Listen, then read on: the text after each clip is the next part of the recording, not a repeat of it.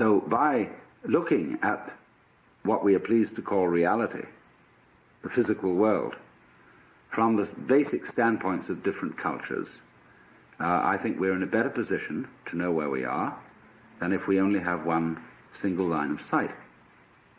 And therefore this has been my interest and my background. And arising out of this, there has come a further question, which I would call the problems of human ecology. How is man to be best related to his environment, especially in circumstances where we are in possession of an extremely powerful technology and have therefore the capacity to change our environment far more than anyone else has ever been able to do so?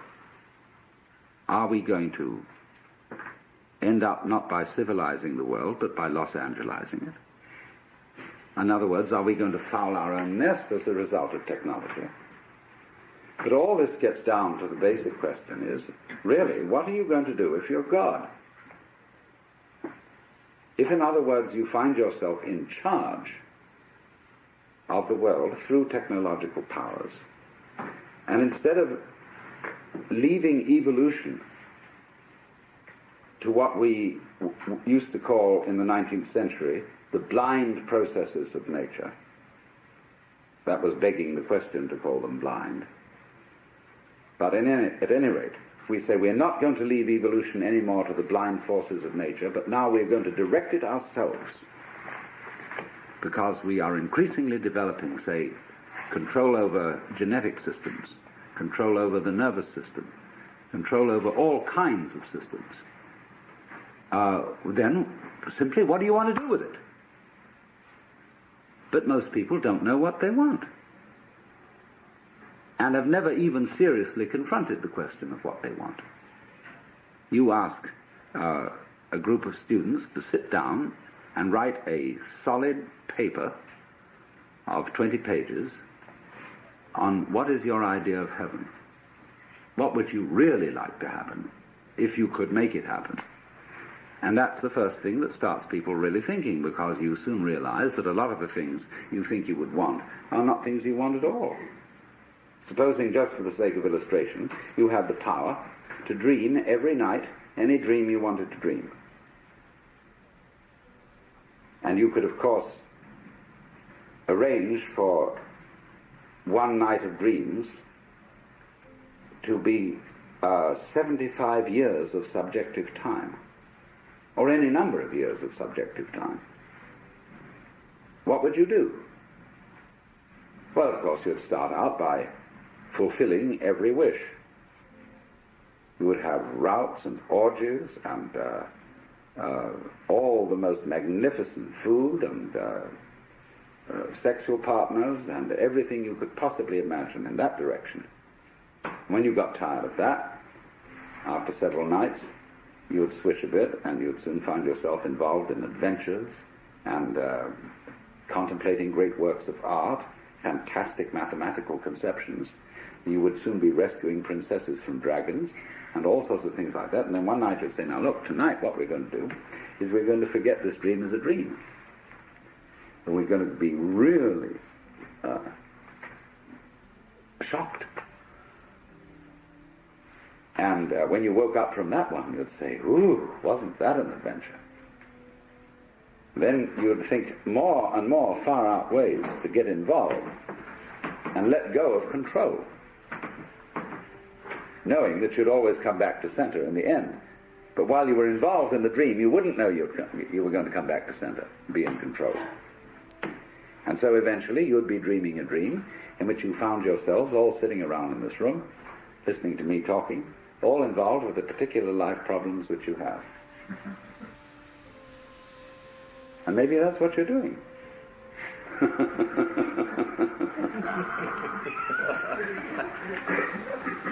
But here's the difficulty, you see. The difficulty of control.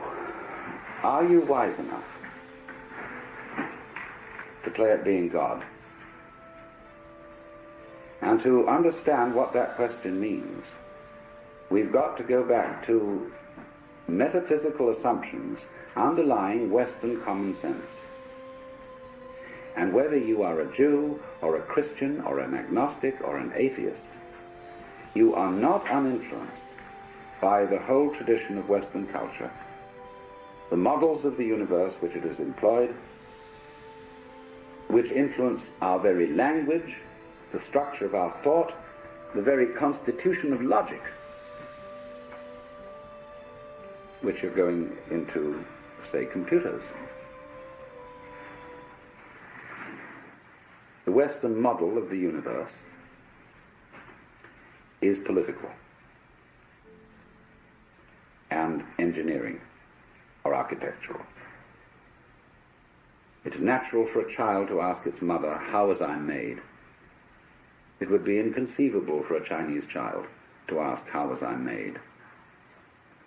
It might ask, "How was I grown?" or "How did I grow?" but not "How was I made?" as if I were an artifact, something put together, something which is a construct. But all Western thought is based on the idea that the universe is a construct.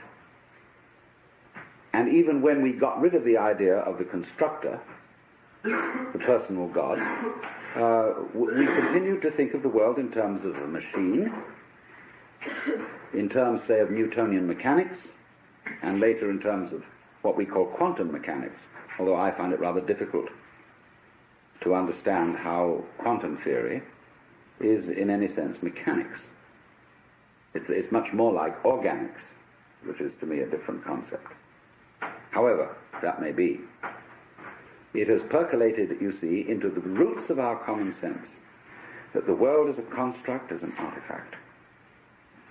And therefore, as one understands the operations of a machine by analysis of its parts, by separating them into their original bits, we have bitted the cosmos and see everything going on in terms of bits of information, and have found that this is extremely fruitful in enabling us to control what's happening.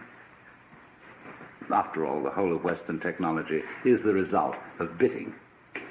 Let's suppose, you want to eat a chicken. You can't eat the whole chicken at once. You have to bite it. You have to reduce it to bits. But you don't get a cut-up fryer out of an egg. It doesn't come that way. So what has happened is this, that we don't know the origins of all this. It's maybe go back thousands of years. The way we develop the art of thinking, which is essentially calculus, is this. The universe as it comes in nature, the physical universe, is something like a Rorschach plot. It's all wiggles.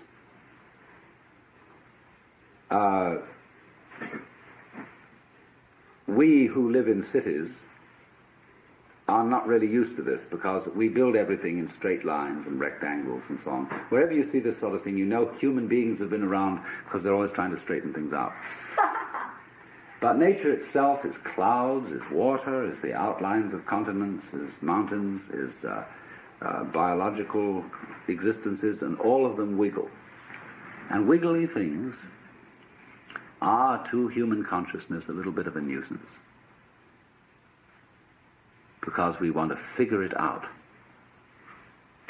And it is as if, therefore, some ancient fisherman one day held up his net and looked at the world through the net. And he said, "My, just think of that.